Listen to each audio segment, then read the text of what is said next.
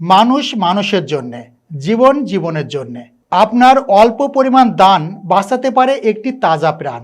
এই স্লোগানকে সামনে রেখে মঙ্গলবার বিকালে নারায়ণগঞ্জের সোনারগাঁও উপজেলার জামপুর ইউনিয়নে মহজামপুর স্কুল মাঠে জাতীয় পুরস্কারপ্রাপ্ত মাতৃভূমি সমাজ কল্যাণ ফাউন্ডেশনের উদ্যোগে অসহায়, দরিদ্র ও দুস্থ 2000 পরিবারের মাঝে ঈদ উপহার সামগ্রী বিতরণ করা হয়েছে।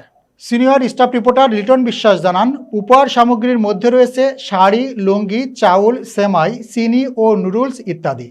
এ সময় সোনারগাঁও উপজেলার চেয়ারম্যান পদপ্রার্থী আল মুজাহিদ মল্লিকের সভাপতিত্বে প্রধান অতিথি হিসেবে উপস্থিত ছিলেন নারায়ণগঞ্জ 3 আসনের সংসদ সদস্য ও মাতৃভূমি সমাজ কল্যাণ ফাউন্ডেশনের প্রধান উপদেষ্টা আজহারুল ইসলাম মান্নান।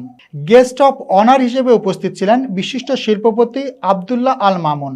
এছাড়াও জামপুর ইউনিয়ন বিএনপির সাধারণ সম্পাদক আজহারুল ইসলাম সানোয়ার, জামপুর ইউনিয়ন পরিষদের ভারপ্রাপ্ত চেয়ারম্যান কামরুজ্জামান, বিশেষ অতিথি হিসেবে উপস্থিত ছিলেন আমজাদ হোসেন, আব্দুল লতিফ, রফিকুল ইসলাম সরকার, আমির হোসেন শামীম, আমির হোসেন প্রধান, শহীদুল্লাহ সরকার, শাহাদাত হোসেন রতন, নাসির উদ্দিন, ইঞ্জিনিয়ার মুশারফ হোসেন, সুমন মিয়া নান্টু, ইমন সহ অন্যান্যরা।